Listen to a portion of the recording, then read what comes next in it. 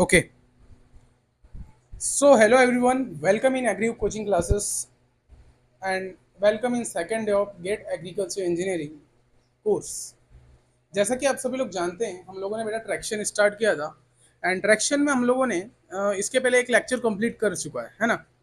उसमें जिसमें हम लोगों ने देखा बेटा जितने भी ट्रैक्शन टायर्स होते हैं उन सारे टायर्स के बारे में डिस्कशन किया।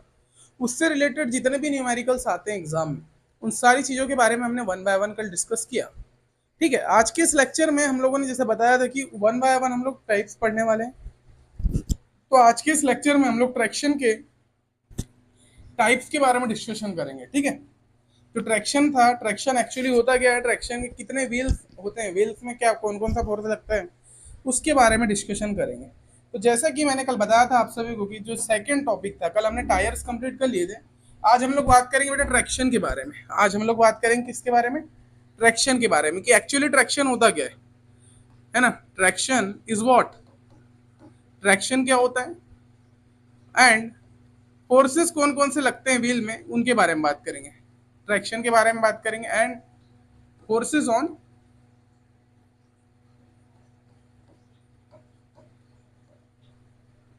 व्हील, कौन कौन से फोर्स जो है व्हील में लगते हैं, उन सारी चीज़ों के बारे में वन बाय वन हम लोग आज डिस्कस करने वाले हैं। तो मैंने कल बताया था बेटा जैसे कि ट्रैक्शन होता है, traction is a force which is applied on a wheel. Traction क्या होता है, ये किस प्रकार का फोर्स होता है जो ट्रैक्टर की व्हील्स में अप्लाई किया जाता है। For what, for provide the movement, provide the movement of a tractor. Static tractor को मूवमेंट प्रोवाइड करने के लिए एक विशेष प्रकार का फोर्स लगाया जाता है जिसे ट्रैक्शन कहते हैं।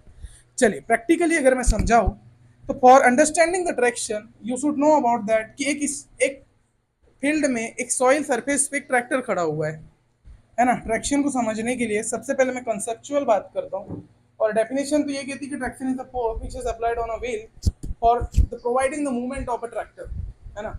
ट्रैक्टर को मूवमेंट प्रोवाइड करने के लिए ट्रैक्शन फोर्स का यूज होता है। तो यहाँ पर हम लोग एक डायग्राम ड्रॉ करेंगे, है ना। चलिए एक डायग्राम ड्रॉ करेंगे जिसमें हम दो व्हील्स बनाएंगे बेटा। इसमें हम दो ट्रैक्टर के क्या बनाएंगे, व्हील बनाएंगे। फर्स्ट व्हील ये है,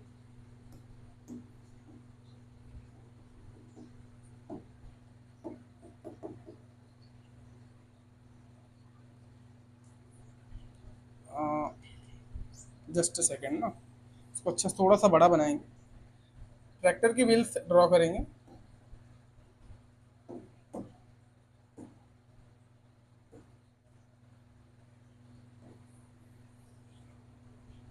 ये ट्रैक्टर का एक व्हील है,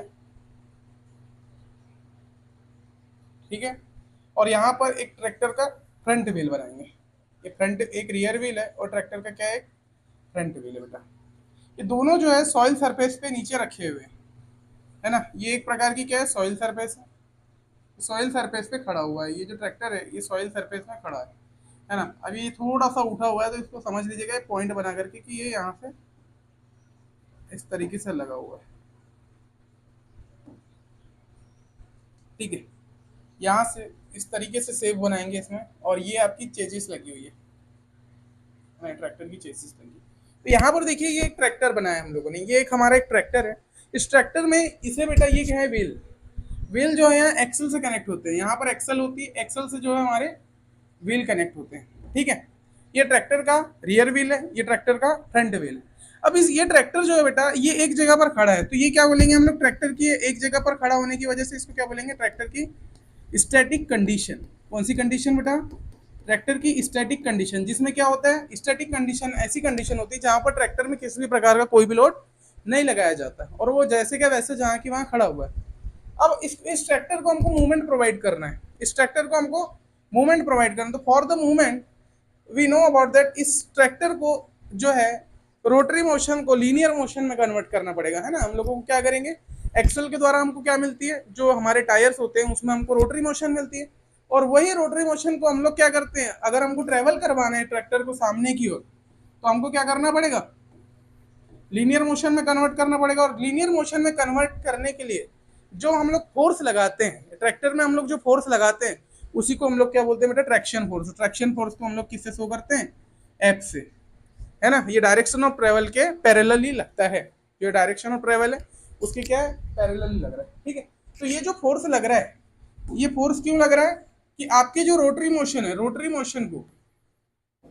मोशन को बेटा लीनियर मोशन में कन्वर्ट करने के लिए,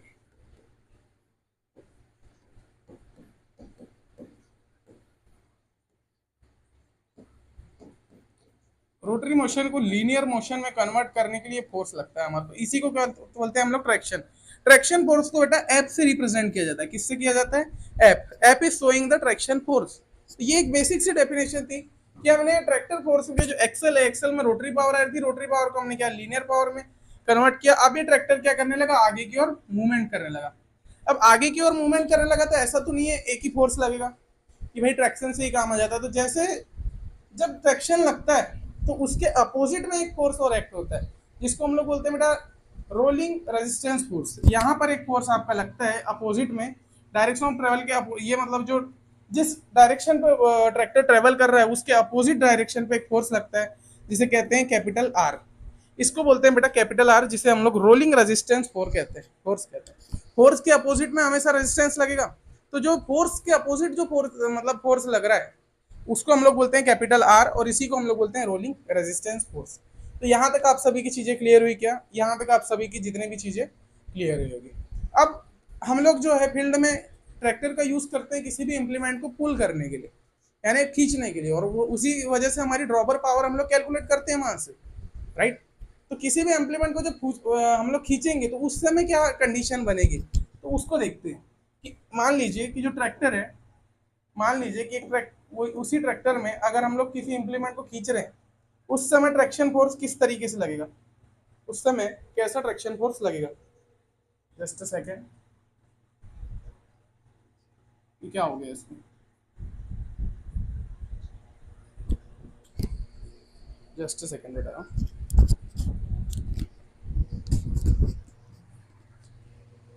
बंद हो गया था अपने आप ऑटोमेटिक।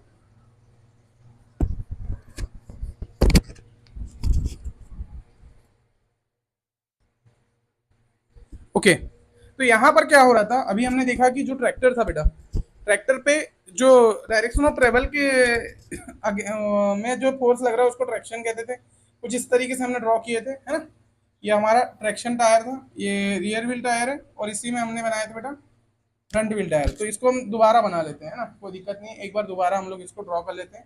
अब यहाँ पर हम लोग कंडीशन समझेंगे कि भाई अगर हम लोग ट्रैक्टर के साथ कोई इम्प्लीमेंट अटैच करते हैं तो उसमें किस तरीके से ट्रैक्शन फोर्स एक्ट करता है उसको हम लोग देखते हैं। तो हम लोग यहाँ बनाते हैं ट्रैक्टर व्हील, ये रियर व्हील हो गया हमारा, और ये क्या हो गया हमारा, हाँ ये दो व्हील हो गए।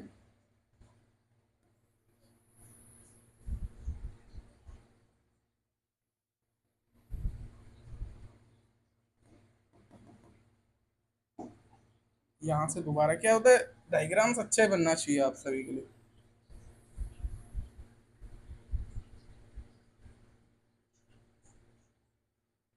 ये बना दिया बेटा सॉइल सरफेस।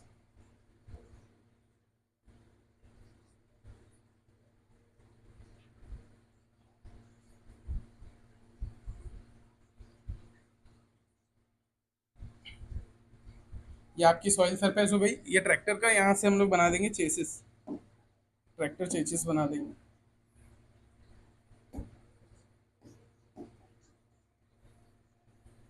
बिल्कुल आराम से पढ़ेंगे बेटा, पूरा कोर्स हम लोग जो है बिल्कुल आराम से करने वाले हैं कवर, बिल्कुल हड़बड़ी नहीं होने वाली, सारी चीजें वन बाय वन बेसिस पे करेंगे। यहाँ पर आपका ट्रैक्टर के में एफ फोर्स लग रहा था जिससे हम लोग ट्रैक्शन फोर्स कह रहे थे। यहाँ पर आपका जो फोर्स लग रहा था बेटा इसको आर कह रहे थे, इसको हम लोग बोल रहे थे रोलिंग रेजिस्टेंस फोर्स। ये क्या था, रोलिंग तो फोर्स के अपोजिट लग रहा था। अब यहाँ पर हम लोग क्या करने वाले हैं, एक इम्प्लीमेंट को अटैच करने वाले हैं कि भाई हमारा कोई भी एक इम्प्लीमेंट है जो हमारे फील्ड में यूज हो रहा है, इस इम्प्लीमेंट को हमने अटैच किए, यहाँ पर इस ट्रैक्टर का हिच पॉइंट दिया, ठीक है। यहाँ से हम लोगों ने इस इम्प्लीमेंट को अटैच किए, और इम्प्लीमेंट को खींचने के लिए एक हमारे पास फोर्स लगेगा जिससे हम लोग कहते हैं बेटा पी, जिसे हम लोग कहते हैं क्या, पुलिंग फोर्स लगेगा, जिस फोर्स को हम लोग क्या कहते हैं पी। तो यहाँ पर देखिए तीन प्रकार के फोर्स लग रहे हैं कि भाई ट्रैक्टर को मूवमेंट प्रोवाइड करने के लिए आपका एक फोर्स लग रहा है एफ, जिसे हम लोग बोलते हैं ट्रैक्शन फोर्स। और इस इंप्लीमेंट को खींचने के लिए आप सभी को कौन सा फोर्स लग रहा है यहाँ पर ट्रैक्टर के पॉइंट पे, यहाँ पर पी पॉइंट जो पुल फोर्स है ये एक पी फोर्स लग रहा है। और ये क्या हो गया आपका आर, जिसे हम लोग बोलते हैं रोलिंग रेजिस्टेंस फोर्स। तो अगर बेटा इन सभी को हम लोग नाम दे तो इनको अगर हम रिप्रेजेंट करें तो ट्रैक्शन आपको समझ में आया कि ट्रैक्शन एक प्रकार का फोर्स है जो कि क्या करता है, मूवमेंट प्रोवाइड करता है। और अगर इसको हम लोग नाम दे तो कुछ इस तरीके से रिप्रेजेंट किया जाएगा। ठीक है, यहाँ पर अब हम वन बाय वन बेसिस पे इनको नाम देंगे। तो यहाँ पर जो एप शो कर रहा है, एप इज शोइंग व्हाट, यहाँ पर आपका एप जो है ये शो कर रहा है क्या, traction force. App is showing the gross traction force, या फिर इसको बोल सकते हैं traction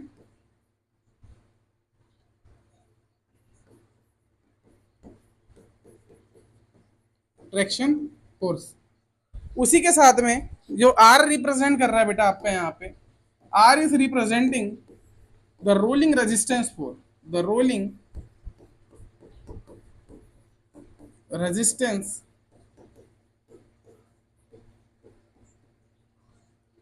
force. Rolling resistance force क्या कि अब ये ट्रैक्टर टायर रोल करेंगे ना, तो रोल को रेजिस्टेंस प्रोवाइड कर रहा है इसमें, ये क्या कर रहा है, रेजिस्टेंस प्रोवाइड कर रहा है। और P is pulling force, implement को पुल करने के लिए जो फोर्स हम लोग लगा रहे हैं उसको हम लोग बोलते हैं P. P is pulling force of implement.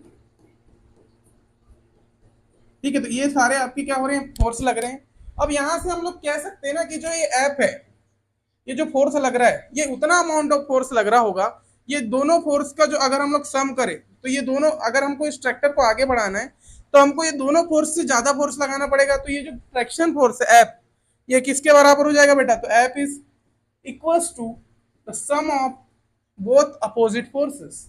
तो ट्रैक्शन फोर्स जो है rolling resistance force plus pull force के बराबर होगा, दोनों के सम के क्या होगा, बराबर। तो ये इक्वेशन यहां से हमारी आती है। तो आपको पता होना चाहिए, सॉरी यहाँ पर आ रहेगा।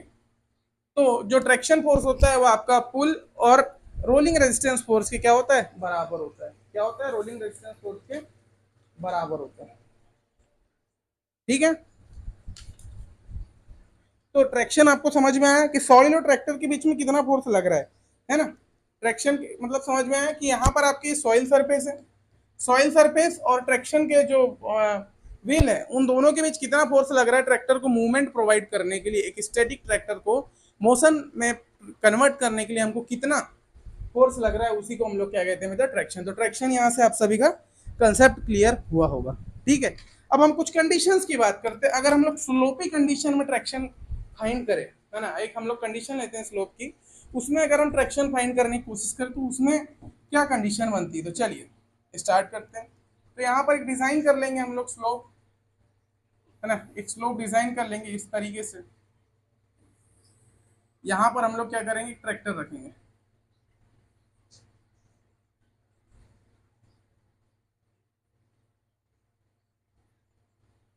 है ना, ये एक स्लोप है। इसमें हम लोग बनाएंगे बेटा ट्रैक्टर के टायर्स, है ना, ये सॉइल सरफेस है। और दूसरी चीज यहाँ पर हम लोग बनाएंगे ट्रैक्टर के टायर्स। बिल्कुल ध्यान से देखना है आप सभी को, आराम से पढ़ने वाले हम लोग चीजों को।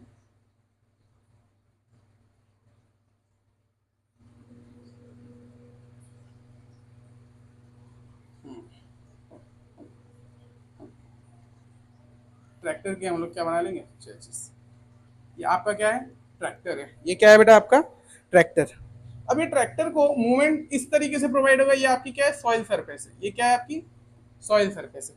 तो सॉइल सरफेस और ये क्या है, ट्रैक्टर का रियल व्हील है, ट्रैक्टर का रियर व्हील और ट्रैक्टर का ये क्या है, फ्रंट व्हील। ठीक है, एक प्रकार का ट्रैक्टर है। तो वन टाइप ऑफ ट्रैक्टर। हाँ, अब इसमें हमको क्या करना है बेटा, ट्रैक्शन जो है ट्रैक्शन फोर्स को प्रोवाइड करना है। तो ट्रैक्शन फोर्स किस पोजीशन में लगेगा, यहाँ पर आपका जो फोर्स लगेगा ये एफ अमाउंट ऑफ ये क्या लगेगा, यहाँ पर आपका ट्रैक्शन फोर्स लगेगा।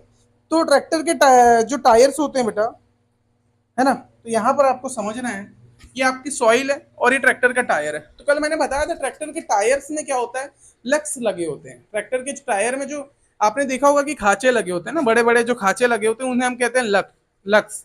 तो जो ट्रैक्टर के जो टायर के लक्स होते हैं वो इसलिए लगाए जाते हैं कि जो सॉइल पार्टिकल्स होते हैं, सॉइल को डिफॉर्मेशन करने के लिए हम लोग जो लगाते हैं, सॉइल सरफेस के डिफॉर्मेशन के लिए हम लोग जो वो लक्स प्रोवाइड करते हैं।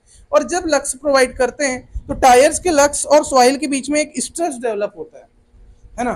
तो भाई सॉइल के ऊपर अगर हम लोग लक्स को चलाएंगे तो सॉइल और लक्स के बीच में क्या होगा, एक स्ट्रेस डेवलप होगा, है ना।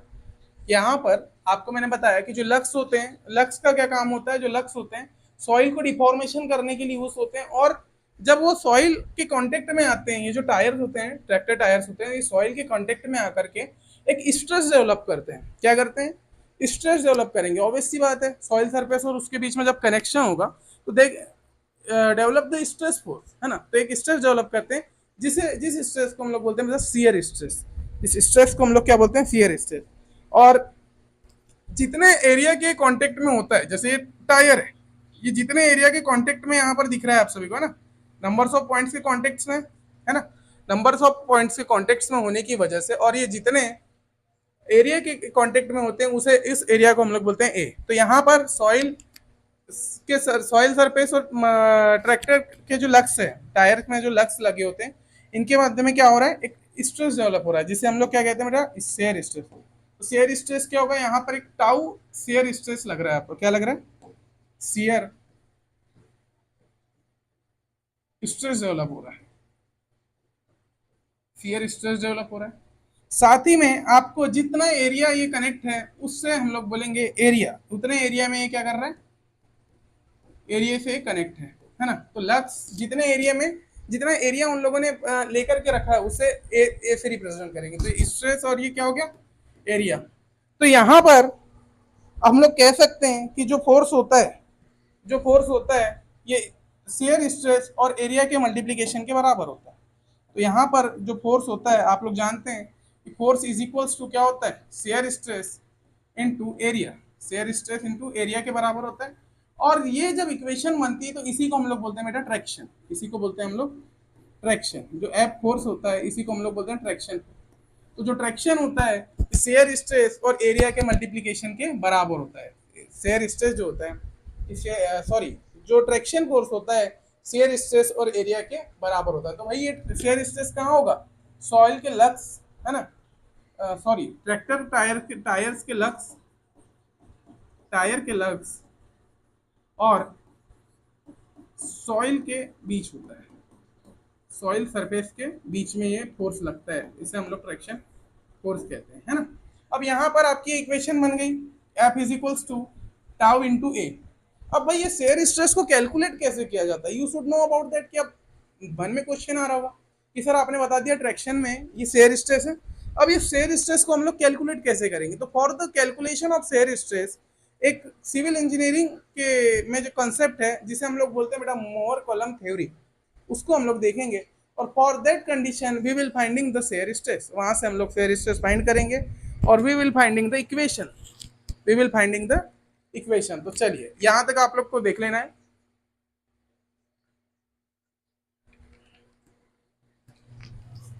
यहां तक मैंने सारी चीजें बता दिया।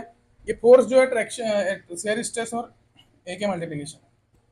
अब हम सीखेंगे बेटा यहाँ से शेयर स्ट्रेस कैसे कैलकुलेट करना है ना। जो शेयर स्ट्रेस है टाउ को कैसे कैलकुलेट करना, how to calculate, how to calculate, है ना, इसको कैसे हम लोग कैलकुलेट करेंगे। तो चलिए देखते हैं। तो शेयर स्ट्रेस होता है आप सभी का, इसके लिए एक थ्योरी है आपकी जिसे हम लोग कहते हैं बेटा मोर कॉलम थ्योरी। इसको कैलकुलेट करने के लिए एक थ्योरी का यूज करते हैं जिसे हम लोग कहते हैं मोहर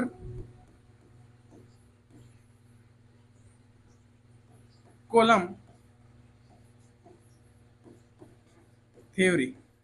और for this theory we will finding the shear stress formula is that, जो आपका टाउ होता है, जो आपका टाउ होता है वो इक्वल होता है बेटा, जो टाउ होता है वो इक्वल होता है C plus N into 10 phi के, C plus N into 10 phi के। ये मोर कॉलम थ्योरी के अकॉर्डिंग जो आपका शेयर स्ट्रेस निकलता है सॉइल पार्टिकल्स और लक्स के बीच में, तो ये इक्वेशन आपको मिलता है आफ्टर द सॉल्यूशन। अगर आप सभी को मोर कॉलम थ्योरी जानना है तो उसको भी मैं एक्सप्लेन कर देता हूँ अभी। तो ये आपका एक इक्वेशन निकलता है, अभी आपको मैं वो एक्सप्लेन करने वाला हूँ, अभी मैं बस 2 मिनट में उसको एक्सप्लेन कर दूंगा, ठीक है। तो ये क्या कहता है, जो टाउ है शेयर स्ट्रेस होता है C plus N into tan phi के बराबर होता है, जिसमें जो सी होता है बेटा ये कोहेसिव स्ट्रेस को रिप्रेजेंट करता है, जहां पर जो सी इज रिप्रेजेंटिंग, यहां पर जो सी है, सी रिप्रेजेंट कर रहा है आपका कोहेसिव स्ट्रेस, कोहेसिव स्ट्रेस, ठीक है। सी क्या रिप्रेजेंट कर रहा है यहाँ पर, कोहेसिव स्ट्रेस। साथ ही में यहाँ पर जो एन है, एन जो रिप्रेजेंट कर रहा है बेटा, एन है नॉर्मल स्ट्रेस को रिप्रेजेंट कर रहा है, यहाँ पर नॉर्मल स्ट्रेस को रिप्रेजेंट कर रहा है, ठीक है। साथ ही में जो टेन फाइव है ये जो है म्यू को रिप्रेजेंट कर रही है ना, जो आपका फ्रिक्शन फोर्स लगता है उसको। तो यहाँ से आप सभी को इस इक्वेशन में, इस इक्वेशन को याद रखना है, टाउ बराबर C plus N tan phi, इस तरीके से, जहां पर सी जो है बेटा कोहेसिव स्ट्रेस को रिप्रेजेंट करता है, एन जो है नॉर्मल स्ट्रेस को।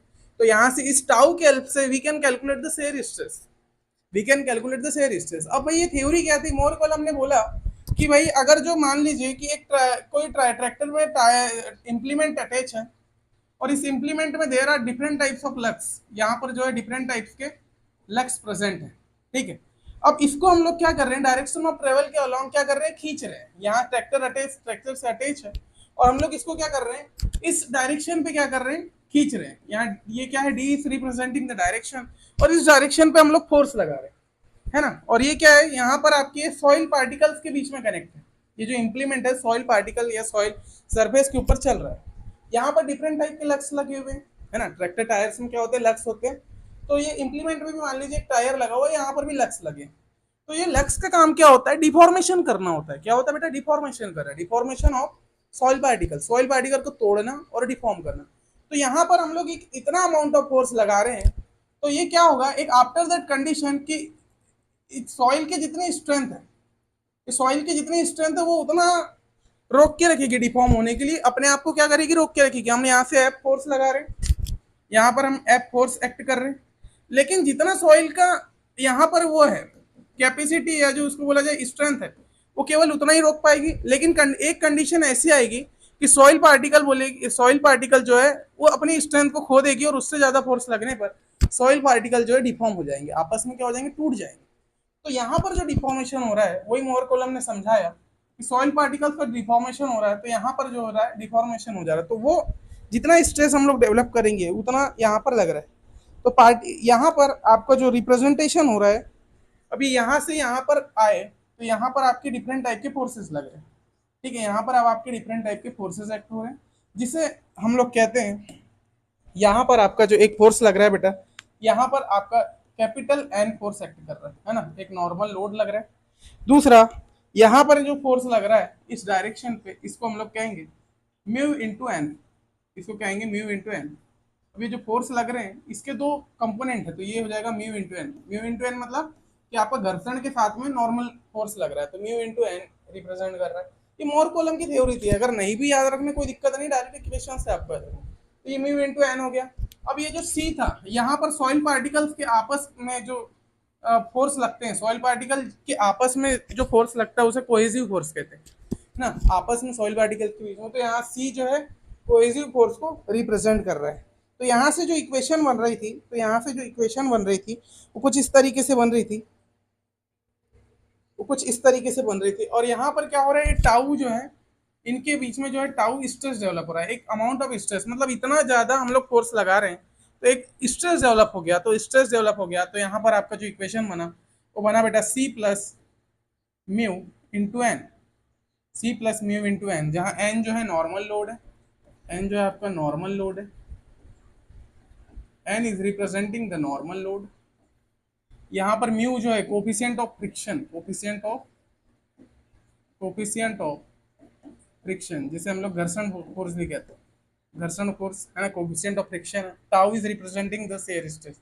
तो यहाँ पर आप लोग लिख सकते हैं जो टाउ है सी प्लस म्यू एन के बराबर होता है ना। अब यहीं से जो टाउ आ जाएगा आपका, ये सी जो है ये हो जाएगा म्यू की जगह क्या आता है टेन फाइव, म्यू की जगह क्या आता है टेन फाइव जब भी हम लोग पढ़ते हैं, है ना। तो फॉर द फ्रिक्शन, तो ये इक्वेशन आपकी यहाँ से बन के आती है। तो C plus tan phi into N, C plus tan phi into N, यहाँ से आपकी क्या हो गई ये इक्वेशन बन गई।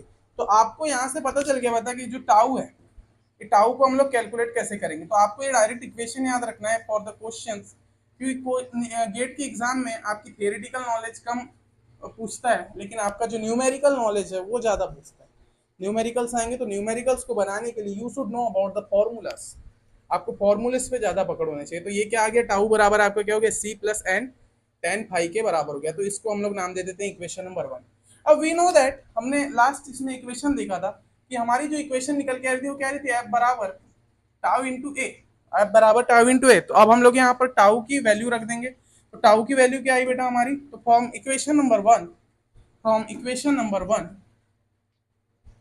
हाँ यहाँ पर लिखिएगा from equation number one, we know about that, we know about that the f will be, f is equals to tau की वैल्यू क्या है आपकी c plus tan phi into N, C plus tan phi into N थी tau की value, इसके साथ में multiply हो जाएगा किसका, ए एरिया का, इस एरिया का क्या हो जाएगा मल्टीप्लाई हो जाएगा। तो ये आपका यहाँ से इस तरीके से चीजें बनी, ठीक है।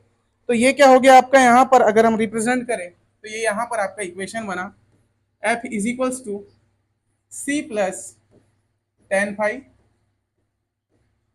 इंटू कैपिटल एन, जिसे हम लोग नॉर्मल लोड कहते हैं, इंटू ए। और यहाँ जो f रिप्रेजेंट कर रहा है ये अपने आप को बोल रहा है कि ये क्या है बेटा, एक traction force, f is representing the traction force. अब यहाँ पर आपको हम लोग इसके ना बता देते हैं कौन कौन सी चीजें हैं। तो यहाँ पर जो है, यहाँ पर F is representing the traction force, F is representing the traction force, है ना। F जो है रिप्रेजेंट कर रहा है ट्रैक्शन फोर्स को, C जो है बेटा कोहेसिव स्ट्रेस, कोहेसिव स्ट्रेस को रिप्रेजेंट कर रहा है। साथ ही में टेन फाइव जो है एंगल ऑफ इंटरनल फ्रिक्शन, या इसको डायरेक्टली आप फाइव लिखिए बस, ये शो कर रहा है आपका एंगल ऑफ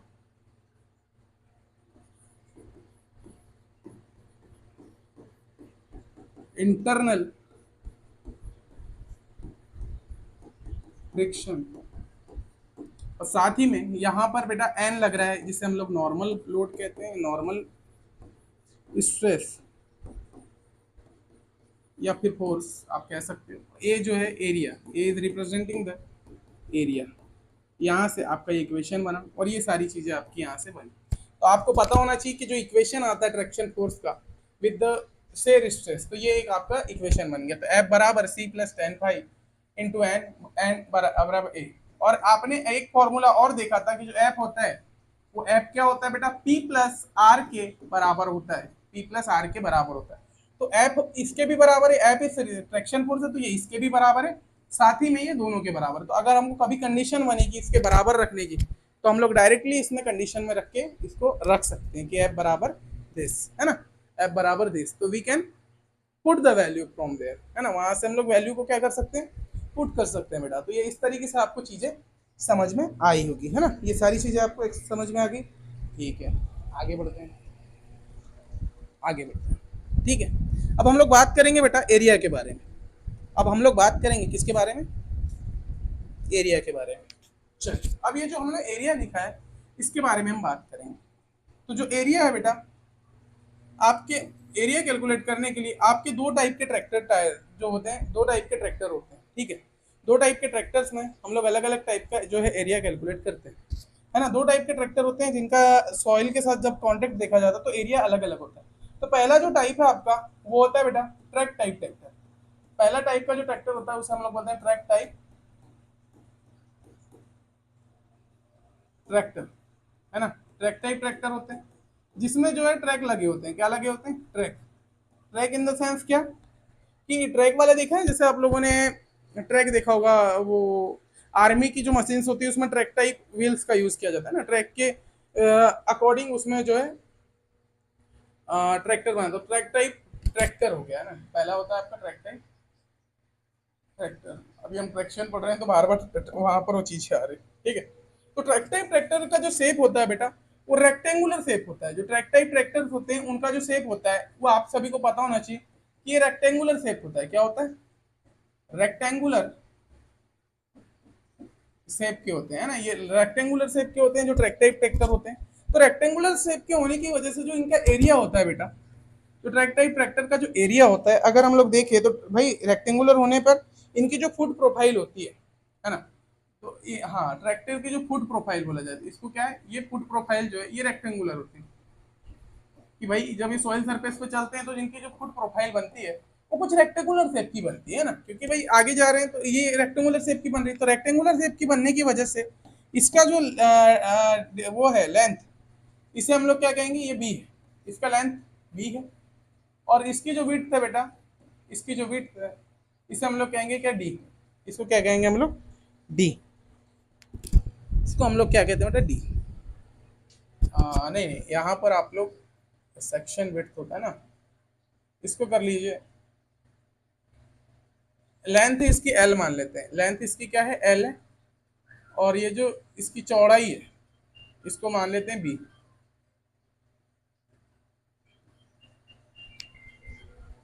ठीक है।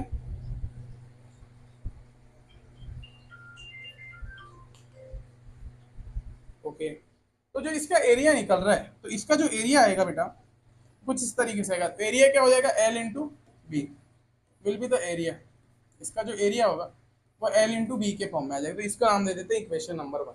तो हमने एरिया, जब हम ट्रैक टाइप ट्रैक्टर्स की बात करेंगे तो उसकी जो फुट प्रोफाइल बनती है वो रेक्टेंगुलर शेप की बनती है, उसकी जो फुट प्रोफाइल बनती है रेक्टेंगुलर शेप की बनती है। और रेक्टेंगुलर शेप की बनने की वजह से जब हम इसका एरिया कैलकुलेट करते हैं तो इस एरिया में इसकी जो लेंथ होती है उसको कैपिटल एल से, सॉरी स्मॉल एल लेंथ से शो करते हैं। और जो चौड़ाई होती है उसको हम लोग बिट्स, इसे बी कहते हैं ना। तो इसका जो एरिया अगर हम कैलकुलेट करेंगे तो वो कुछ इस तरीके से, तो एरिया किसका हो जाएगा, एल इंटू बी।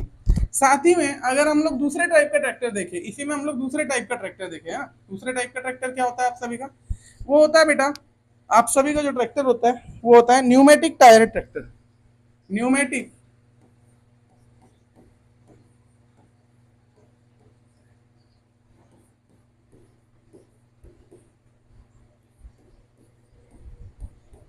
दूसरा टाइप का जो ट्रैक्टर होता है वो आपका होता है न्यूमेटिक टायर ट्रैक्टर। अब ये न्यूमेटिक टायर जो ट्रैक्टर होते हैं बेटा, ये एलिप्टिकल शेप के होते हैं। आप सभी क्या होते हैं, इनकी जो फुट प्रोफाइल की बात करें तो जो इनकी फुट प्रोफाइल बनती है वो कुछ एलिप्टिकल टाइप की होती है। क्या होती है, एलिप्टिकल टाइप, मतलब एलिप्टिकल इस तरीके के शेप में होती है। और इस तरीके के शेप में होने पर जब हम इसका वो निकालते हैं, हम जब इसका एरिया निकालते हैं तो इसको हम लोग बोलते हैं कि कुछ एलिप्टिकल,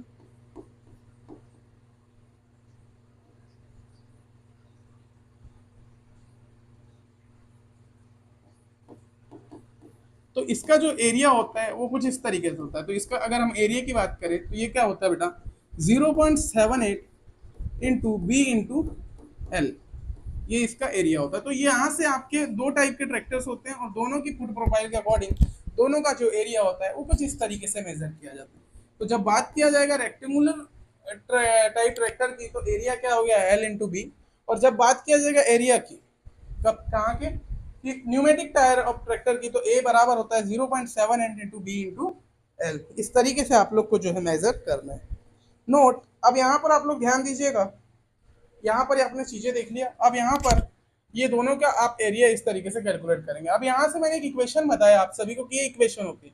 तो चलिए इस इक्वेशन पे थोड़ा काम करते हैं। अब आपको एरिया पता चल गया दोनों का कि एरिया क्या होता है। अगर न्यूमेटिक टायर है तो इसका एरिया ये है, और अगर रेक्टेंगुलर टाइप मतलब ट्रैक टाइप टायर तो उसका एरिया क्या हो जाएगा, ये। अब यहाँ से we know about that the equation is what, अभी हमने इक्वेशन प्रूव किया था, एफ टी बराबर क्या हो रहा था, C plus N into tan phi हो रहा था। ठीक है, इसके इंटू में क्या आ रहा था बेटा, ए, इसका एरिया आ रहा था। अब इस एरिया को अगर मैं मल्टीप्लाई करूं इनके साथ, सी के साथ और एन के साथ, तो ये एन और सी क्या है इसमें, ये कोहेसिव स्ट्रेस है और ये क्या है, नॉर्मल स्ट्रेस है, कोहेसिव स्ट्रेस और नॉर्मल स्ट्रेस। तो F T is traction force, F T is representing वो ट्रैक्शन फोर्स। यहां से सी इंटू ए हो जाएगा जब हम मल्टीप्लाई करेंगे अंदर, तो इसको आप बोल सकते हैं सी इंटू ए, प्लस यहाँ पर अगर आप ए का मल्टीप्लाई करें तो एन इंटू ए कर दीजिए, स्ट्रेस के साथ आप एरिया का मल्टीप्लाई कर रहे हैं और यहाँ पर इसको क्या कर दिया आपने, टेन फाई कर दिया, ठीक है, टेन फाई कर दिया। तो जैसे ही आपने ऐसा किया, अब यहाँ से जो कोहेसिव स्ट्रेस और अगर हम एरिया का मल्टीप्लाई करें तो यहाँ से आपका क्या बन जाएगा, ये फोर्स बन जाएगा, क्योंकि मैंने बताया था कि जब हमने इस इक्वेशन में देखा था, इस इक्वेशन मैडम, इस इक्वेशन में देखा था जो फोर्स होता था ये स्ट्रेस और एरिया के मल्टीप्लीकेशन में होता था।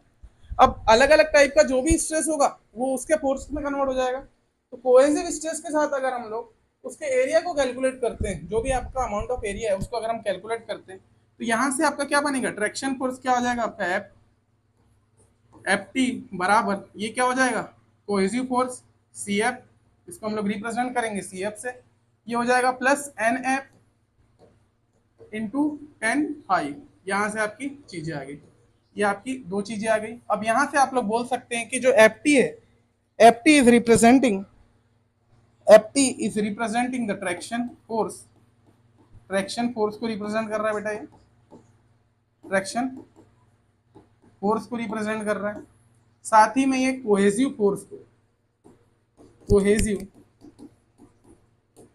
फोर्स को रिप्रेजेंट कर रहा है, साथ ही में ये जो है नॉर्मल फोर्स को रिप्रेजेंट कर रहा है, नॉर्मल फोर्स को आपका रिप्रेजेंट कर रहा है। तो इस तरीके से we have gotted this traction force equation. Okay, तो यहाँ से अगर कोहेसिव फोर्स और नॉर्मल फोर्स दिया हुआ है तो यहाँ से आप लोग इस इक्वेशन की हेल्प से आप लोग चीजें निकाल सकते हैं। अब अगर बात करें बेटा कि अगर यहाँ पर जब हमारा ट्रैक टाइप हो या अब एरिया जो अलग अलग टाइप का एरिया हो सकता है, जो भी चीजें हो सकती है, तो यहाँ तक आपको सारी चीजें समझ में आएंगी।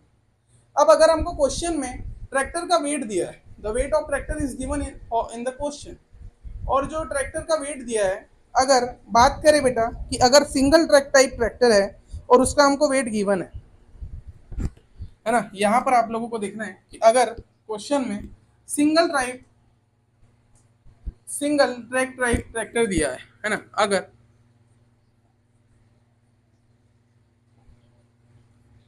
if tractor will be the single track type tractor,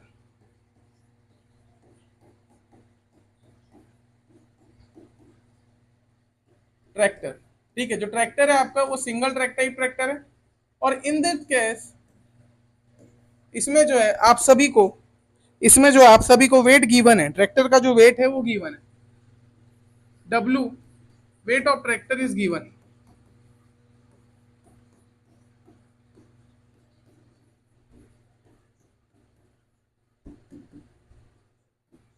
then in that case what will be the condition, है ना, W इज गिवन, तो इसको बोलते हैं बेटा वेट ऑफ ट्रैक्टर, ठीक है, इसको हम लोग बोलते हैं वेट ऑफ ट्रैक्टर। अगर वेट ऑफ ट्रैक्टर यहाँ पर क्या है आपका गिवन है, तो उस कंडीशन में जो आपका नॉर्मल फोर्स होता है, जो NF होता है, उस कंडीशन में जो NF होता है, जो नॉर्मल फोर्स होता है, वो बराबर होता है W weight of tractor upon 2K, है ना। अगर सिंगल ट्रैक टाइप ट्रैक्टर है और बात की जा रही है कि उसमें अगर आपको वेट ऑफ ट्रैक्टर दिया है, तो जो वेट ऑफ ट्रैक्टर जो नॉर्मल फोर्स होगा वो वेट ऑफ ट्रैक्टर अपॉन 2 के बराबर होगा, उसका क्या होगा, वो आधा होगा, जो भी वेट ऑफ ट्रैक्टर होगा उसका आधा अमाउंट ऑफ नॉर्मल फोर्स यहाँ पर क्या होगा, एक्ट होगा।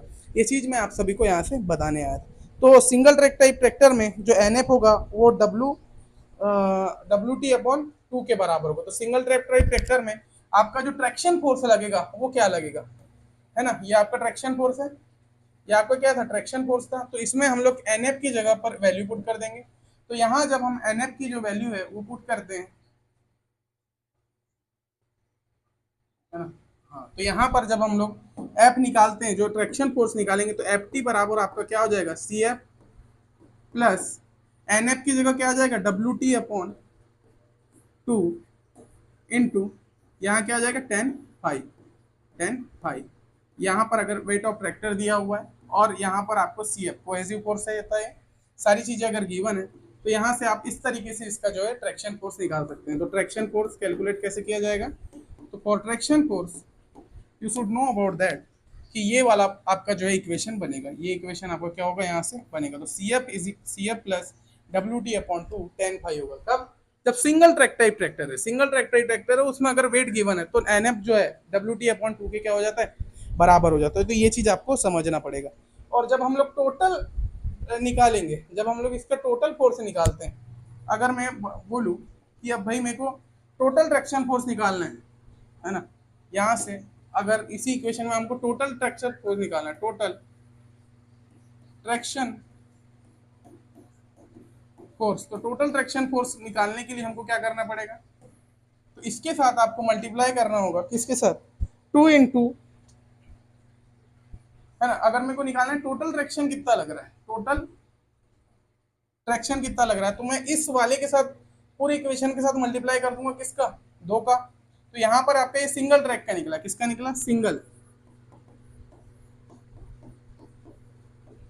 क्या निकला? ये सिंगल ट्रैक का। तो सिंगल ट्रैक के साथ अगर मैं मल्टीप्लाई कर दूं बेटा 2 का, तो यहाँ से मेरा इक्वेशन बनेगा, तो एफ टोटल बराबर, यहाँ कहाँ गया ये?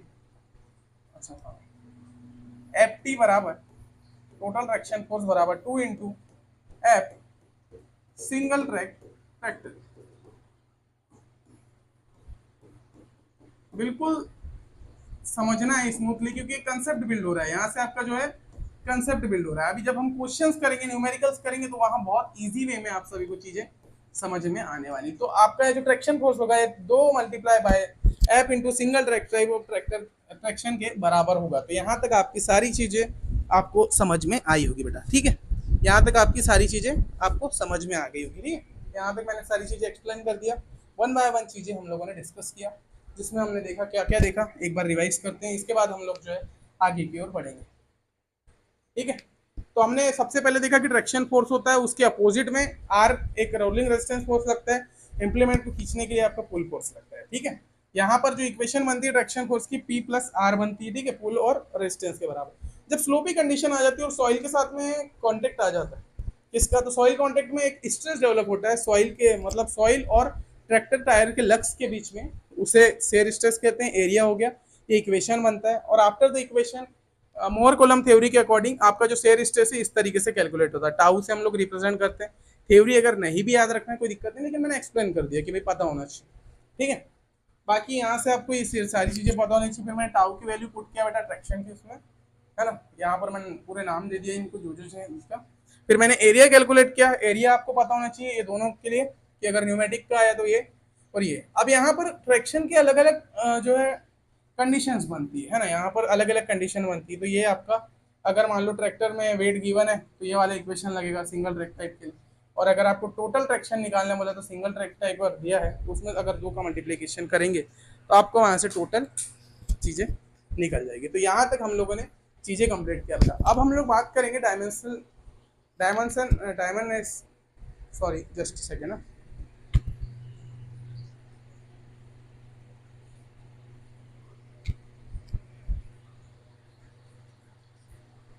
ओके। अब हम लोग बात करेंगे डायमेंशन लेस नंबर के बारे में, है ना, ओके। अब इसमें हम लोग बात करेंगे बेटा, उसको पढ़ने से पहले हम लोग बात कर लेते हैं सॉइल पैरामीटर्स और लोड का क्या इफेक्ट होता है और उसके कंबाइंड क्या इफेक्ट बनते हैं, उन सारी चीज़ों के बारे में। तो अब हमारी हेडिंग होने वाली बेटा सॉइल पैरामीटर्स। क्या होने वाली? Soil parameters. होता है कभी कभी पढ़ाते पढ़ाते, क्योंकि बोलना पड़ता है 45-50 मिनट 1 घंटा, जब अब बोलना पड़ता है तो होता है कि कभी कभी कुछ वर्ड्स गलत निकल जाए। तो इंटेंशन समझिए आप लोग, है ना। तो इंटेंशन समझना है और चीज़ों को समझते हुए आगे बढ़ना है, चीज़ों को समझते हुए आप सभी को आगे बढ़ना है। Now we will discuss about the soil parameters. Soil parameters, soil parameters and soil parameters, and we will getting the effect of soil and load। Soil और लोड का क्या होता है कंबाइंड इफेक्ट हम लोग यहाँ से देखेंगे। तो इसको पढ़ने से पहले हम लोगों को इसके लिए सबसे पहले आपको पता होना चाहिए कुछ कंसेप्ट, जिसमें सबसे पहला कंसेप्ट है बेटा कोन इंडेक्स का। तो first of all we will discuss about the cone index. What is the cone index? Cone index traction में सबसे इंपॉर्टेंट पॉइंट है और इंपॉर्टेंट चीज है। तो सबसे पहले हम लोग समझेंगे कि कोन इंडेक्स क्या होता है। C I is what? This is the cone index. Okay, this is representing the cone index. This is representing the cone index. अब कोन इंडेक्स क्या होता है ये देखते हैं। क्या होता है, हम लोग एक कोर इंडेक्स निकालने के लिए एक इक्विपमेंट होता है हमारे पास, एक नुकीला इक्विपमेंट होता है जिसको हम लोग क्या करते हैं, सॉइल सरफेस में इंसर्ट करवाते हैं, है ना। तो यहाँ से वो इम्प्लीमेंट बना लेते हैं इस तरीके से। ये आपका कुछ एक इम्प्लीमेंट होता है। अरे यार,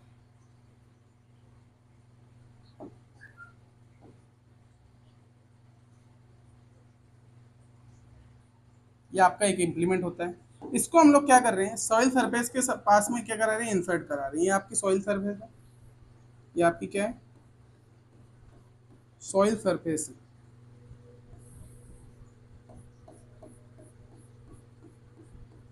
ये आपकी क्या है, सॉइल सरफेस है, ठीक है। एक इस तरीके के इक्विपमेंट को हम लोग सॉइल में इंसर्ट कराते हैं। यहाँ पर आपका बेटा डायल गेज लगा होता है ना। यहाँ पर आपका एक डायल गेज लगा होता है। क्या होता है,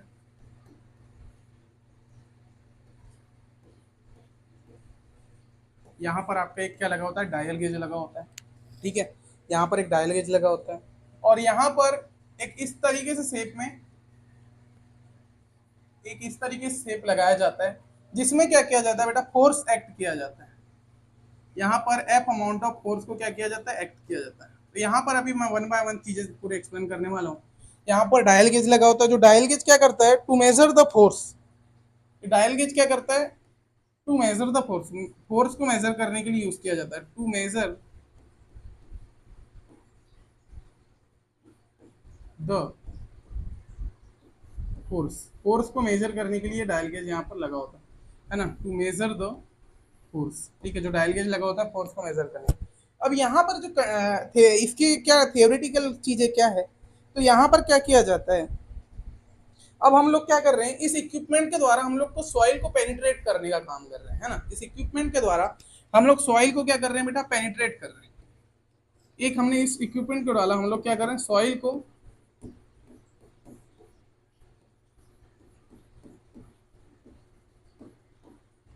सॉइल को क्या कर रहे हैं, पेनिट्रेट कर रहे हैं, ठीक है। और जब सॉइल को हम लोग पेनिट्रेट कर रहे हैं तो देख रहे हैं पेनिट्रेट करने के लिए हम लोग इसमें मेजर कर रहे हैं कि कितना अमाउंट ऑफ फोर्स हमको लगाना पड़ेगा। The force required to penetrate a certain depth into the soil, है ना, कि एक सर्टेन डिप्थ में जाने के लिए हमको कितना जो है उसमें फोर्स लगाना पड़ेगा, है ना, कि एक सॉइल को पेनिट्रेट कितना अमाउंट ऑफ पेनिट्रेट करना पड़ेगा। तो उसी को हम लोग बोलते हैं बेटा कोन इंडेक्स, ठीक है। उसी को हम लोग क्या बोलते हैं, कोन इंडेक्स। कि हमको मान लीजिए सॉइल के डिप्थ में जाना है ना, सॉइल सरफेस के नीचे कुछ डिप्थ में जाना है, एक सर्टेन डिप्थ तक हमको जाना है। और उस सर्टेन डिप्थ तक जाने के लिए इस इक्विपमेंट में हमको इतना कितना फोर्स लगाना पड़ेगा, कितना हम लोगों को अमाउंट ऑफ फोर्स लगाना पड़ेगा कि हम लोग उस सर्टेन डिप्थ तक, यहाँ तक मान लीजिए एक ये सर्टेन डिप्थ यहाँ तक हमको पहुंचाना है, तो कितना अमाउंट ऑफ फोर्स हमको लगाना है उसको हम लोग मेजर करेंगे इस डायल गेज से। इस डायल गेज की हेल्प से हम लोग मेजर करेंगे और कितना हम लोग फोर्स जो है लगाएंगे उसी को हम लोग बोलते हैं कोन इंडेक्स। तो यहाँ पर हम लोग इसके अगर एक नॉर्मल डेफिनेशन लिखेंगे, the force is required to penetrate the soil, the force is required to penetrate the soil.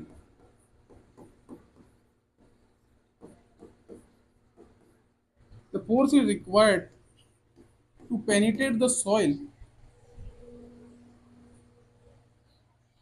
is called a cone index. इसी को हम लोग क्या बोलते हैं, सॉइल का कोन इंडेक्स बोलते हैं, ठीक है। तो जो कोन इंडेक्स होता है इसमें अगर पेनिट्रेट करने के लिए अगर बात करें तो जो फोर्स लगा रहे हैं हम लोग एक certain to penetrate the soil for a certain depth, sorry यहाँ पर आप लोग पेनिट्रेट द सर्टेन डिप्थ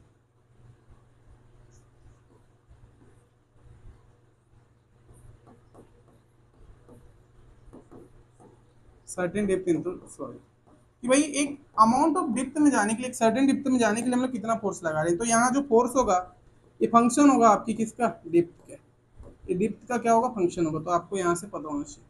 ठीक है, तो एफ बराबर क्या हो गया, एफ डी के बराबर, तो डेप्थ के बराबर। तो आपको पता चल गया कोन इंडेक्स कैसे फाइंड किया जाता है, क्योंकि इक्विपमेंट के द्वारा इतना अमाउंट ऑफ फोर्स लगाया जाता है कि सॉइल की सरफेस के नीचे हम लोग को एक सर्टेन डेप्थ चाहिए, वहां तक जाने के लिए इतना जो अमाउंट ऑफ फोर्स लगाया जाता है, उसी को मेजर करने के समय हम लोग कोन इंडेक्स फाइंड करते हैं।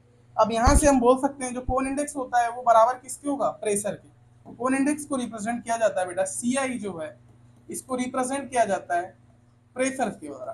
किसके द्वारा, प्रेशर के द्वारा। ठीक है, इसको हम लोग रिप्रेजेंट करते हैं प्रेशर के द्वारा। और you know about that the pressure is what, pressure क्या होता है, फोर्स इनटू क्या, एरिया। प्रेशर क्या होता है, एरिया में हम लोग क्या लगा रहे हैं, फोर्स लगा रहे हैं, तो इसी को हम लोग क्या बोलेंगे, फोर्स इनटू एरिया। तो यहाँ पर आपका जो सी आई आ जाएगा, सी आई किसके बराबर आ जाएगा, सी आई जो आपके प्रेशर के बराबर। तो कोन इंडेक्स बराबर आपका क्या हो जाएगा, एफ अपॉन ए, ये भी हो सकता है, और ये बराबर हो जाएगा किसके, प्रेशर के। तो एक इक्वेशन यहाँ से ये चीज बन सकती है, तो इक्वेशन नंबर 1 नाम दे दो। तो यहाँ पर जब हम कोन इंडेक्स फाइंड करेंगे, जब हम कोन इंडेक्स फाइंड करते हैं बेटा, तो यहाँ पर जो इसका जो कोन होता है, इसमें एक एंगल जो होता है ये फिक्स्ड होता है आप सभी का।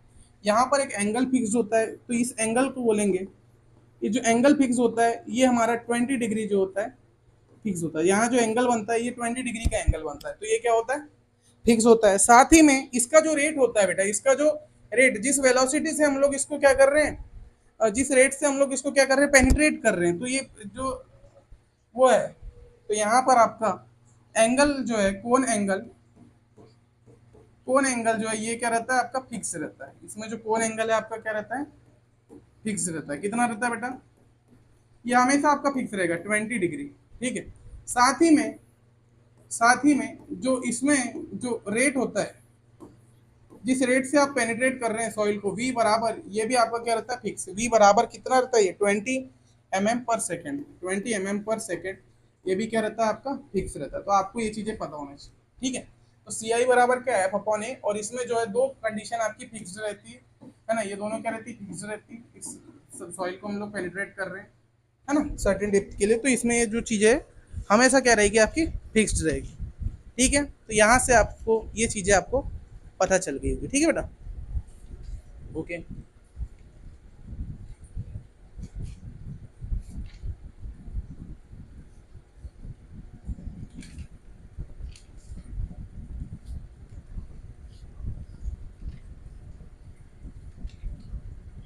तो यहाँ से आपको जो है आपको कोन इंडेक्स का कंसेप्ट समझ में आया। कोन इंडेक्स क्या होता है, एफ अपॉन ए के बराबर होता है ना, ये आपको पता चल गया। और कोन इंडेक्स क्या होता है कि एक सर्टेन डेप्थ के लिए हम लोग जो है जितना सॉइल के अंदर इस इक्विपमेंट को पेनिट्रेट करेंगे, जितना फोर्स लगाएंगे, उसी को कोन इंडेक्स मेजर करेंगे। अब हम इसमें बेटा कुछ डायमेंशनलेस नंबर के बारे में डिस्कशन करेंगे, जिसका यूज हम लोग जो है न्यूमेरिकल्स में करने वाले हैं। तो आज का मोस्ट इंपॉर्टेंट कंसेप्ट यहाँ समझ में आपको पढ़ना है, और बिल्कुल अभी कुछ ही देर में हम लोग क्लास को एंड कर देंगे, तो बिल्कुल ध्यान से देखना है, ये चीज़ें इंपॉर्टेंट है। इसमें मैं डायरेक्टली आपको फॉर्मूलेस लिखाऊंगा, कोई भी ज़्यादा इसमें माथापच्ची नहीं करवाऊंगा, है ना। ये थियोरेटिकल नॉलेज आपको जरूरी होता है ना, स्टार्टिंग में थियोरेटिकल नॉलेज आपको बहुत जरूरी होता है, कि अभी आपको 2 से 3 दिन आपको लगेंगे, है ना, अपनी आदत बनाने के लिए कम से कम 3-4 दिन आपके लगेंगे, लेकिन उसके बाद आपको मजा आने लगेगा सारी चीज़ों में। जब न्यूमेरिकल्स बनाएंगे, सारी चीज़ें हम लोग कवर करवाएंगे, तो इसमें आपको क्या आने लगेगा, मजा आने लगेगा। तो यहाँ पर लिखिए डायमेंशनलेस नंबर जो आपके होते हैं। सबसे पहले यहाँ पर आप सभी को 3 डायमेंशनलेस नंबर के बारे में पढ़ना है। Interaction, first of all you should know about the wheel numeric. जो पहला नंबर है ये आपका है व्हील न्यूमेरिक। सबसे पहले नंबर जो है व्हील न्यूमेरिक के बारे में आपको पता है कि व्हील न्यूमेरिक क्या होता है। ठीक है, पहला जो डायमेंशनल नंबर है वो आपका व्हील न्यूमेरिक। तो जो व्हील न्यूमेरिक होता है बेटा, इसको हम लोग रिप्रेजेंट करते हैं किससे, सीएन से। इसको रिप्रेजेंट किया जाता है किससे, सीएन से। सीएन बराबर आपका होता है फोर्स अपॉन लोड। सीएन बराबर होता है आपका फोर्स अपॉन लोड के, इसके फोर्स अपॉन लोड के, है ना। इसका ये व्हील न्यूमेरिक का इक्वेशन होता है। तो व्हील न्यूमेरिक को हम लोग कैसे शो करते हैं, सीएन से। और व्हील न्यूमेरिक जो होता है कि अगर ट्रैक्टर के सभी टायर्स में व्हील न्यूमेरिक होना चाहिए, और व्हील न्यूमेरिक होता है, सभी जितने भी टायर्स होते हैं उसमें व्हील न्यूमेरिक होता है, ठीक है। तो इसको हम लोग रिप्रेजेंट करते हैं CN से, है ना। तो ये क्या होता है बेटा, फोर्स अपॉन लोड। अब अभी मैंने आप सभी को बताया कि जो आपका कोन इंडेक्स है, ये कोन इंडेक्स क्या है, फोर्स अपॉन एरिया के बराबर है, फोर्स अपॉन एरिया के बराबर है। तो we know that the cone index is what, CI is force upon area के बराबर है। अगर मैं यहाँ से फोर्स कैलकुलेट करूँ तो फोर्स बराबर क्या आ जाएगा, CI कोन इंडेक्स इंटू एरिया के बराबर हो जाएगा। कोन इंडेक्स इंटू क्या हो जाएगा, एरिया के बराबर हो जाएगा, ठीक है। कोन इंडेक्स इंटू एरिया के बराबर हो जाएगा। और जो टायर में जो एरिया होता है, अगर हम लोग टायर का जब एरिया मेजर करेंगे तो हम लोग सेक्शन विड्थ और सेक्शन डिप्थ के अकॉर्डिंग मेजर करते हैं ना। मैंने कल बताया था आप सभी को, जो ट्रैक्टर में अगर हम लोग एरिया मेजर कर रहे हैं तो सेक्शन विड्थ और सेक्शन डिप्थ के अकॉर्डिंग मेजर करते हैं, ठीक है। तो यहाँ पर जब मैं इसको कैलकुलेट करूंगा तो F बराबर मैं यहाँ पर एरिया की जगह लिख सकता हूँ B into D, B into D. इसमें क्या लिख सकता हूँ, एरिया की जगह में B इंटू डी लिख सकता हूँ। तो B is representing the section width, section width क्या रिप्रेजेंट कर रहा है बेटा, ये सेक्शन विड्थ को रिप्रेजेंट करता है। और साथ ही में जो D रिप्रेजेंट कर रहा है, ये ओवरऑल रिम डायमीटर को मेजर करता है, ओवरऑल रिम डायमीटर को रिप्रेजेंट करता है, मतलब शो करता है। ये ओवरऑल रिम डायमीटर को प्रेजेंट कर रहा है और साथ ही में सेक्शन विड्थ को रिप्रेजेंट कर रहा है, ठीक है। और ये F बराबर क्या आ गया आपका, CI into B into D, CI into B into D. अब यहाँ पर इस वैल्यू को हम लोग पुट करेंगे बेटा इस फोर्स की जगह, इस फोर्स की जगह में हम लोग क्या करेंगे, उस वैल्यू को पुट करेंगे। तो यहाँ से आपका क्या आ जाएगा, CN बराबर फोर्स कितना आ गया आपका, CI into B into D, CI into B into D upon load क्या हो जाता है आपका W, लोड को रिप्रेजेंट करते हैं किसे, W। तो CN बराबर क्या हो गया, CI BD upon W, CI BD upon W हो गया, ठीक है। ये आपका क्या हो गया, यहाँ से चीजें आ गई। तो व्हील न्यूमेरिक बराबर क्या, तो व्हील न्यूमेरिक का जो फॉर्मूला आया आपका CN बराबर CI BD अपॉन W। अब यहाँ पर अगर मैं बात करूँ बेटा, जो CI होता है ये क्या होता है, तो CI जो होता है आपका कोन इंडेक्स होता है। अभी मैंने बताया कि कोन इंडेक्स क्या होता है, ठीक है, इसके पहले ही बताया मैंने। ये आपका क्या होता है, कोन इंडेक्स होता है। साथ ही में अगर मैंने बात करूं बेटा बी के, बी क्या होता है आपका, सेक्शन विड्थ, है ना, सेक्शन विड्थ, ठीक है। डी जो है ओवरऑल रिम डायमीटर को रिप्रेजेंट करता है, D is representing the overall rim diameter, है ना, ओवरऑल रिम डायमीटर को रिप्रेजेंट करता है। साथ ही में जो डब्ल्यू है बेटा, ये लोड को रिप्रेजेंट कर रहा है, W is representing the load of tractor, tractor में जितना लोड लगा रहे हैं उसको रिप्रेजेंट कर रहा है। तो यहाँ से कोन इंडेक्स हो गया, सेक्शन विड्थ हो गई, ओवरऑल रिम डायमीटर हो गया जो हमने कल निकालना सीखा था, और ये लोड हो गया, है ना। तो यहाँ से आपको समझ में आ गया कि अगर व्हील न्यूमेरिक पूछा हमको तो व्हील न्यूमेरिक का जो हम लोग बनाएंगे कि व्हील न्यूमेरिक क्या होता है, CI BD अपॉन W होता है। और ये वाला इक्वेशन अभी आपका जब हम लोग रेजिस्टेंस रेशियोज पढ़ेंगे, जब आपको बहुत इंपॉर्टेंट ये कंसेप्ट यूज होने वाले हैं, है ना। अभी रोलिंग रेजिस्टेंस रेशियो पढ़ेंगे, मोशन रेजिस्टेंस रेशियोज पढ़ेंगे, तो उसमें डायरेक्टली यूज होता है व्हील न्यूमेरिक। ये नंबर डायमेंशनलेस नंबर होता है जिसका यूज अभी हम लोग करने वाले हैं। तो आपको ये पता चल गया कैसे निकाला जाता है। इसके बाद में जो सेकंड नंबर पे आता है डायमेंशनलेस नंबर, वो होता है बेटा, वो होता है आप सभी का ब्रिक्सियस नंबर, ब्रिक्सियस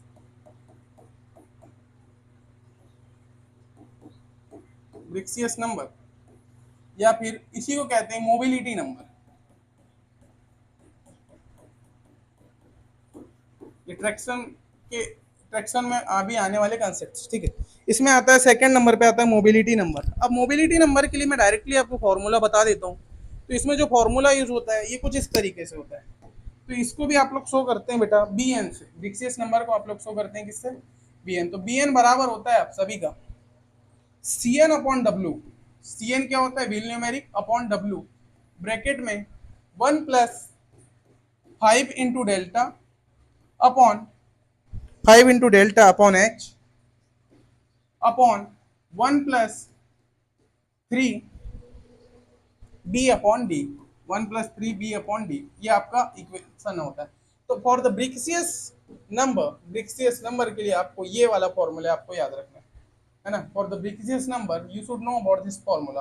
अब इसमें अगर मैं बात करूं बेटा कि जो CN है, CN इज रिप्रेजेंटिंग क्या, अभी पता है जो CN है ये क्या कर रहा है, आपका व्हील न्यूमेरिक रिप्रेजेंट कर रहा है, व्हील न्यूमेरिक को रिप्रेजेंट कर रहा है, व्हील न्यूमेरिक को रिप्रेजेंट कर रहा है, साथ ही में जो W है इस रिप्रेजेंटिंग द लोड, लोड को रिप्रेजेंट कर रहा है। इसमें जो ये है ये डिफ्लेक्शन को शो कर रहा है, टायर में डिफ्लेक्शन होता है और with the wait condition deflection होता है ना, तो ये डिफ्लेक्शन को रिप्रेजेंट कर रहा है। साथ ही में जो H है बेटा सेक्शन हाइट को रिप्रेजेंट कर रही है, किसको, सेक्शन हाइट को, टायर की जो सेक्शन हाइट होती है उसको रिप्रेजेंट करती है। इसमें जो B है सेक्शन विड्थ, सेक्शन विड्थ को रिप्रेजेंट कर रहा है, ठीक है। और यहाँ पर जो D है ये ओवरऑल रिम डायमीटर को रिप्रेजेंट कर रहा है, ओवरऑल रिम डायामीटर को रिप्रेजेंट कर रहा है। तो यहाँ से पूरी चीजों आपको पता होना चाहिए कि अगर आप किसी भी नंबर के बारे में पढ़ रहे हैं, किसी भी डायमेंशनलेस नंबर के बारे में अगर पढ़ रहे हैं, तो उसमें पता होना चाहिए कि कौन कौन सी चीजें होती है, क्या क्या सारी चीजें होती है, उन सभी के बारे में अगर पता होगा तो you can easily measure all the. तो ये होता है आपका ब्रिक्सियस नंबर। तो ये ब्रिक्सियस नंबर में ये सारी चीजें होती है, आपको डायरेक्टली इस फॉर्मूले को याद रखना है। अब कहाँ से आया इसके लिए बहुत ज्यादा टाइम लग जाएगा और गेट में इतना पूछता नहीं, अभी तक के इतिहास में इस वाले कंसेप्ट से गेट में न्यूमेरिकल्स नहीं आए, लेकिन आप सभी को क्या होना चाहिए, पता होना चाहिए, ठीक है।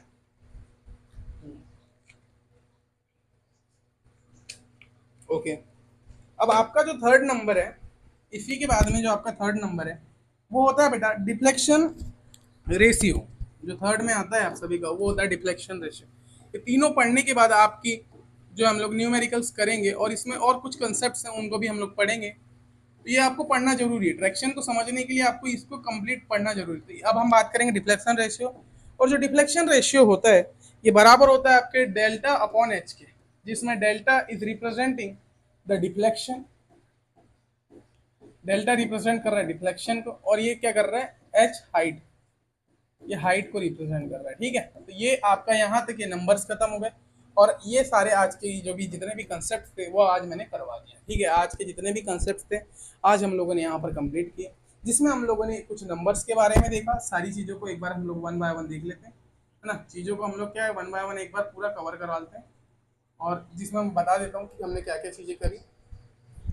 तो first of all we have covered the traction concepts, कौन कौन से फोर्स लगते हैं, किस तरीके से फोर्स लगते हैं, क्या स्ट्रेस लगता है, कौन सा स्ट्रेस लगता है, वो सारी चीज़ें देखा, है ना। ये सारे फोर्सेस के बारे में बात किया।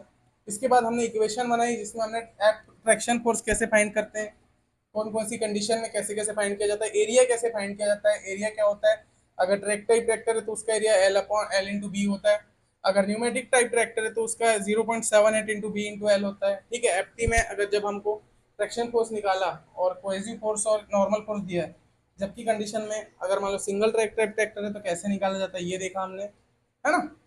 फिर हमने ये सारी चीज़ें कवर किया। फिर हमने कोन इंडेक्स के बारे में देखा, कोन इंडेक्स कैसे निकाला जाता है, क्योंकि कोन इंडेक्स का यूज़ भाई हम लोगों को वहाँ पर था, कहाँ, इस व्हील न्यूमेरिक में था। व्हील न्यूमेरिक में हमने कोन इंडेक्स का निकाला, और ये CI/BD/W, क्योंकि आपको क्वेश्चन में हमेशा कोन इंडेक्स दिया रहता है। क्वेश्चन में अभी जब गेट के क्वेश्चन देखेंगे उसमें आपको ये सारी चीज़ें दी रहती है। और वन बाय हमने फिर ये नंबर के बारे में देखा, ब्रिक्सियस नंबर क्या होता है, इसके पूरे मेजरमेंट्स के बारे में बात किया, डिफ्लेक्शन रेशियो के बारे में बात की। तो आज की क्लास में हम लोगों ने सफिशिएंट पढ़ लिया है। अब कल से जो हम लोग न्यूमेरिकल्स की तरफ बढ़ेंगे, और इसके जितने भी कंसेप्ट है, अभी आपसे रोलिंग रेजिस्टेंस रेशियो पूछेगा, और जितने भी मेन कंसेप्ट हैं उन सभी के बारे में हम लोग बात करने वाले हैं। तो जिन भी बच्चों ने कोर्स अभी तक ज्वाइन नहीं किया तो they have a limited time right now, उनको ज्वाइन कर लेना चाहिए, क्योंकि ये जितने भी कंसेप्ट अभी मैं पेड क्लास में पढ़ाने वाला हूँ आप सभी को, ठीक है। इनकी जो भी लाइव क्लासेस होने वाली सारी आपकी एप्लीकेशन में होगी, और बहुत ही बेहतरीन तरीके से पूरे गेट के सिलेबस को हम लोग कवर करने वाले हैं।